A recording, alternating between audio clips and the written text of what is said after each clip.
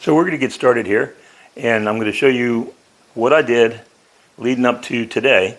The first thing is to find a piece of meat that you like, and in this case I used an eye of round, similar to this one. The store that I shop, when you find these, they're usually just over 2 pounds. They're cut this way. The long direction is the way the grain of the meat goes. And in order to make the jerky easily chewed, you want to cut this way, thinly slice across the grain. I cut everything to about 1/8 of an inch, maybe 1/4 of an inch. Now you can see this is a pretty big piece of meat here. Then I would go through and cut into about 3 pieces as the eye narrows down here. These pieces would be cut into about 2 pieces. Then what I did, and it's always good to have a nice cutting board. I've got a nice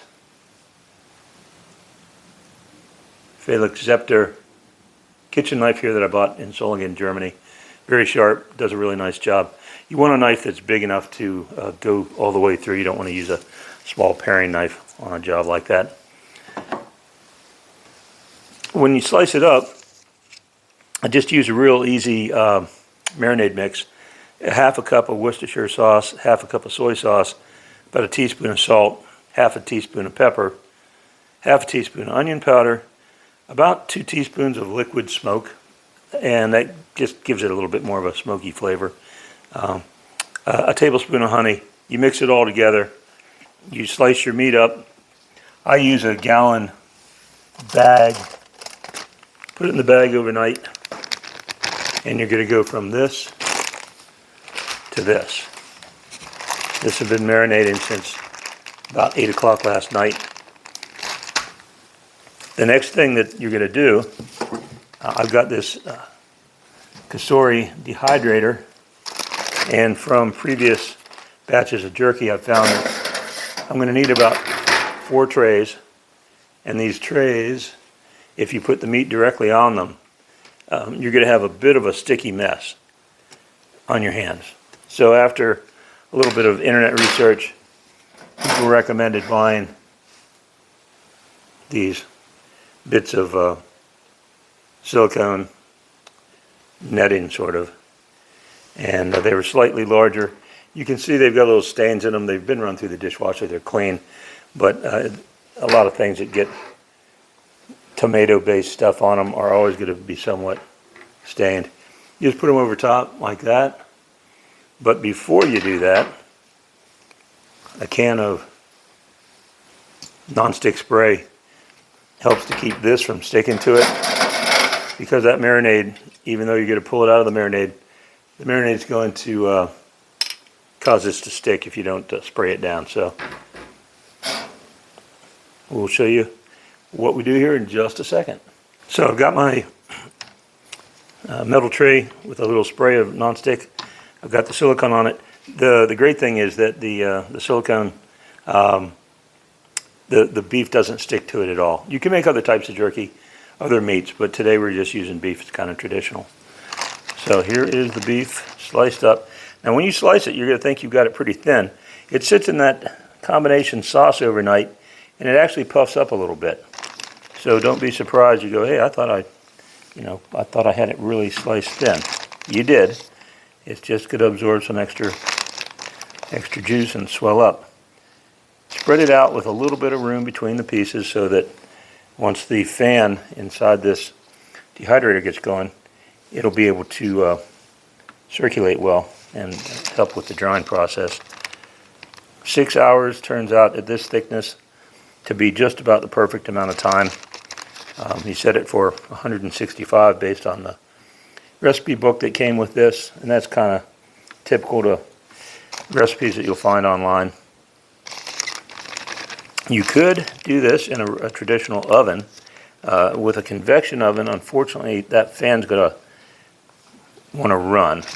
Number one, it's kind of hard to get an oven going at 165 sometimes, but ideally you should prop the door open with like a wooden spoon or something to allow steam to come out a little bit, and that convection oven's going to just want to run and run So here I've got the meat laid out the way I like it. And this one's going to go in up on the top. Here I've got another one. And I'll wipe my fingers off. I'll give this a little spray with my non-stick.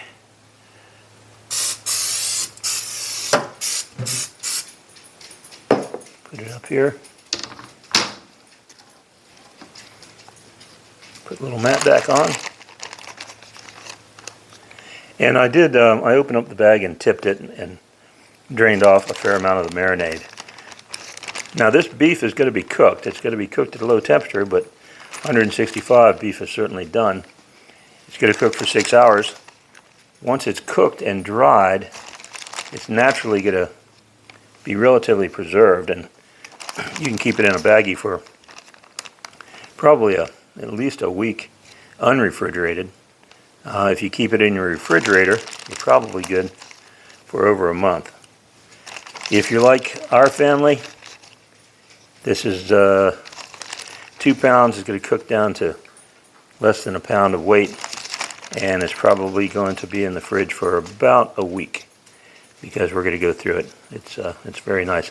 Doesn't have a lot of preservatives other than the fact that the sauce that you've made, both of those liquids are naturally loaded up with a fair amount of salt.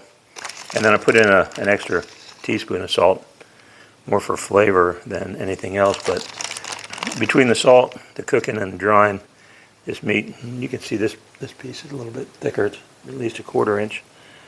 But the meat's going to be well cooked and well preserved. And you're doing it at your own leisure. Go with the bottom one here. And I'm going to take a short break and not make you watch me load all these up, and I'll get right back to it when I start it. And as it turns out, I was able to get all of the meat on 3 racks, so I won't use this last one. Basically, the Kasori's got a on-off button set at 165. It's where I want it. Time, got a plus and minus here. Oh, come on. All right, you got that. Time, we're going to go up. Nope.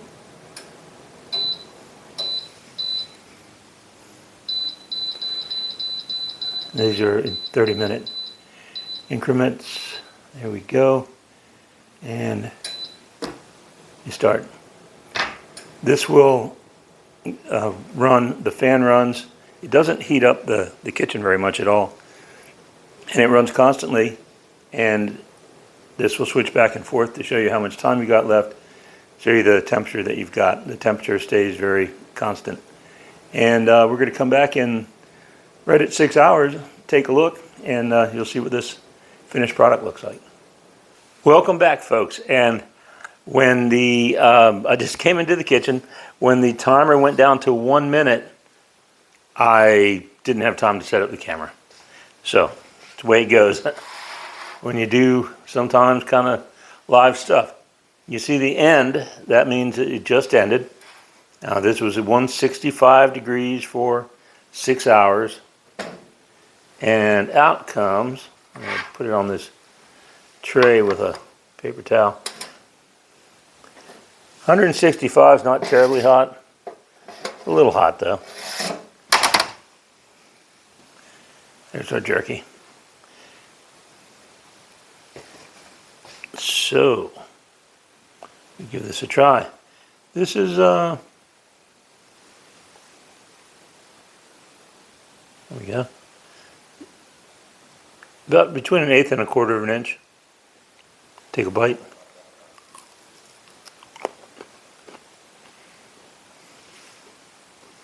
Wow. That is done almost perfectly. You can see a little bit of oil on my hands. The texture is great.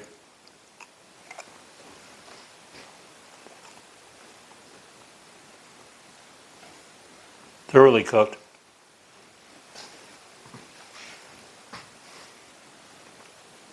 but I think dry enough.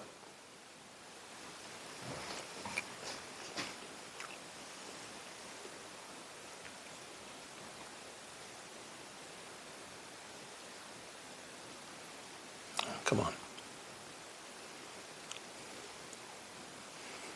Well, there we go. If you look at it, you can see there's a little moisture left. But you know what? This is going into bags and going into the refrigerator. So if this was going to sit out at room temperature, I might run this for about another 10-15 minutes, something like that. But as it is,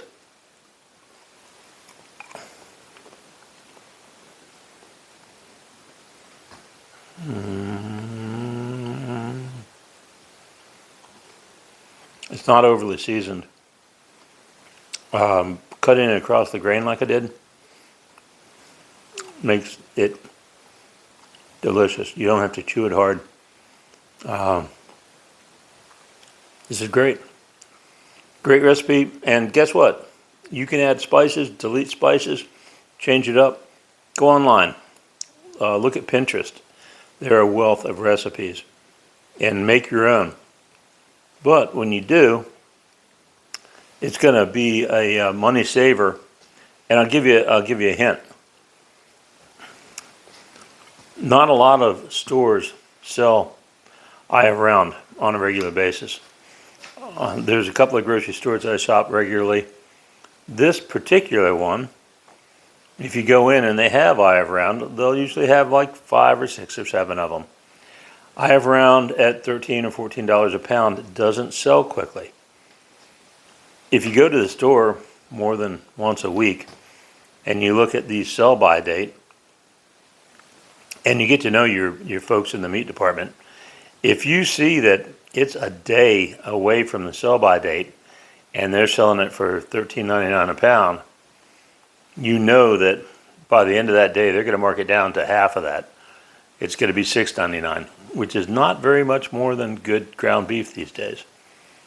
So, number one, there we go. Become friends with your meat department folks. Number two, go in and say, hey, this stuff tomorrow is the sell-by date. Go ahead and mark this down for me now, and I'll go ahead and take 2 or 3 or 4 of them. When I bought the eye of round roast here, I bought 3. One of them I brought home right away, turned into jerky. The next one I turned into jerky a month later. This one is 2 months later. I pulled it out of the freezer and thawed it. Thanks again. Please hit like, hit subscribe if you like it and you want to get more stuff like this. And come back. We'll see you again. Thanks for watching.